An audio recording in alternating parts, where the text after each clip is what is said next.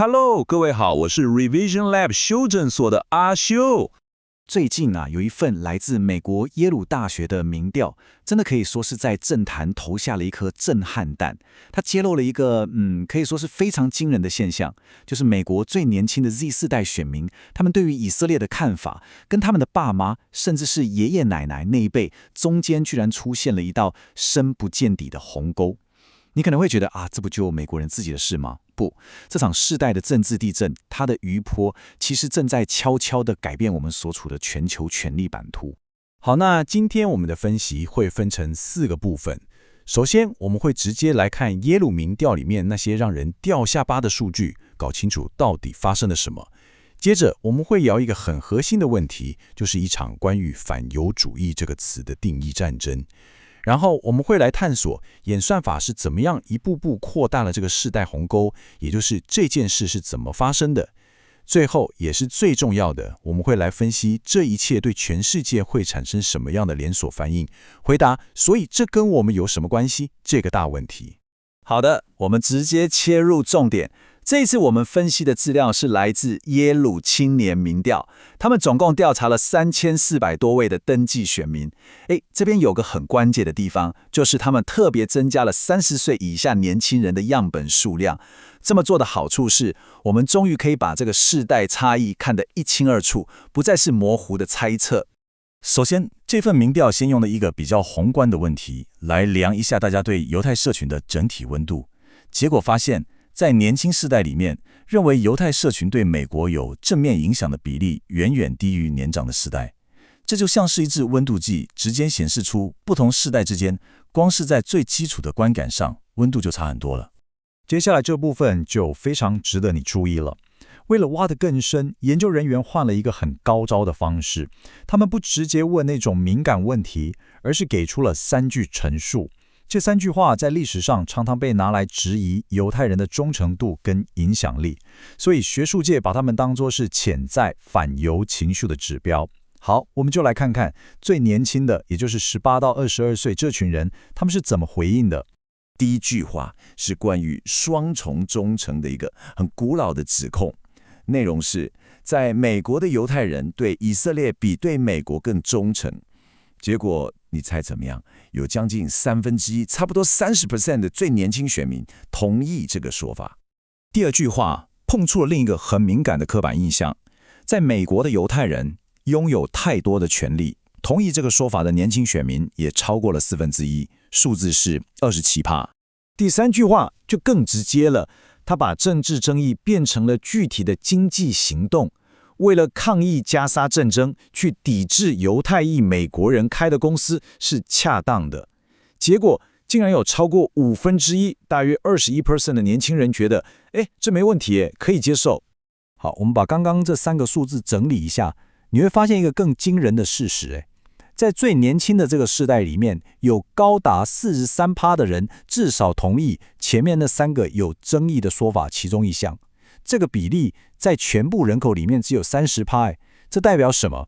這代表有一股非常不可忽視的聲音正在年輕世代中快速集結。這種態度的轉變，很自然的就衝擊到具體的政策。當問到美國該不該軍事援助以色列的時候，那個世代鴻溝可以說是直接裂到地心去了。34歲以下的年輕人有高達2/3都希望停止或減少援助，可是反觀65歲以上的人卻是壓倒性的支持維持或增加援助。這幾乎是2種完全對立的世界觀在現實政策上的正面對決。接下來我們就要進入下一個關鍵點了。這些數據的背後其實藏着一個更深層的問題，就是不同世代的人，他們腦袋裡面用的那本字典呢，根本就不一樣。他們不只是在爭論對錯，他們是連最基本的定義都已經談不攏了。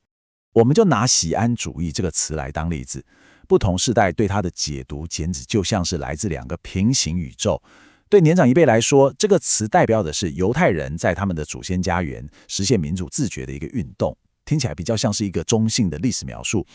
但是對非常多的年輕人來說，這個詞一拿出來，就直接跟種族主義或種族隔離這些負面的概念畫上等號了。這種定義上的混亂，直接就衝擊到最根本的問題：以色列這個國家到底該不該存在，以及應該以什麼樣的形式存在。你在年輕世代裡面完全找不到共識，他們的看法非常分散，支持應該是猶太國家，支持不該是猶太國家，甚至認為根本不該存在的人比例都差不多。這其實也反映出他們內心的掙扎跟不確定感。這就帶出了一個更核心的轉變，年輕世代正在重新劃定反猶主義的邊界。對他們來說，很多在老一輩看來是絕對禁忌的言論，他們覺得還好，不算越界。舉個例子，有高達66% 的年輕人認為，把加薩現在的情況稱為種族滅絕，這並不是反猶。同樣的，像是抵制以色列的公司，甚至把以色列的政策跟納粹來做類比，他們也更傾向於認為這是一種政治批評，而不是種族歧視。好，到這邊我們看完了數據，也理解了定義上的戰爭，這就引發了另一個思考：這一切到底是為什麼？為什麼會出現這麼大的世代鴻溝？這就跟我們這個時代的資訊環境有密不可分的關係咯。這可以想象成兩個不同世代的人，他們戴着完全不同的 VR 眼鏡在看這個世界。年長世代的資訊來源可能還是傳統的有線電視新聞或是報紙，有專業的編輯在當守門員。但是年輕世代的現實是由 TikTok 和 Instagram Reels 的演算法所塑造的。演算法的目標很單純，就是抓住你的眼球，所以它會不斷餵你喜歡看的觀點，結果就是創造出一個又一個的同溫層。在這種破碎的資訊環境下，兩個世代不只觀點不同，他們連看到的事實基礎都可能完全不一樣。最後，我們必須把格局再拉高一點，來看看這份民調所揭示的趨勢，未來會怎麼樣引發全球性的連鎖反應。美國年輕人想法的轉變，絕對不只是影響美國自己，它更會牽動整個世界的政治版圖。這個連鎖反應，我們可以從3個層面來看。首先，最直接的就是美國的選舉，未來的候選人不管是誰，都沒辦法忽視這股年輕選票的力量。其次，美國的外交政策將會面臨根本性的挑戰，特別是跟中東盟友維持了幾十年的關係。最後，這場爭議將會出口到全世界。你對以色列、巴勒斯坦的立場，未來很可能會變成一種鑑定你這個人夠不夠進步的全球性標籤。總結一下今天的重點，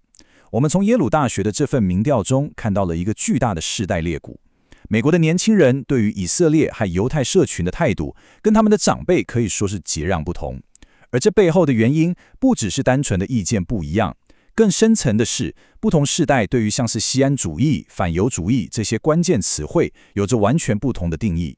而造成這一切的催化劑，正是我們這個時代由演算法主導的破碎化的媒體環境。它為不同世代打造了2個幾乎無法溝通的平行現實。最後也留給大家一個思考題，這些今天看起來只是民調數字上的變化，但我們可以想象一下，當 Z 世代真正開始掌握權力，進入社會的決策圈時，我們現在所熟悉的這套世界秩序又將會面臨什麼樣的衝擊與顛覆呢？今天的內容就到這邊。如果你覺得這一集有幫助，記得馬上點讚、加訂閱、加開啟小鈴鐺。我們正在衝訂閱，需要你的支持。我是阿修，我們下次見，拜拜。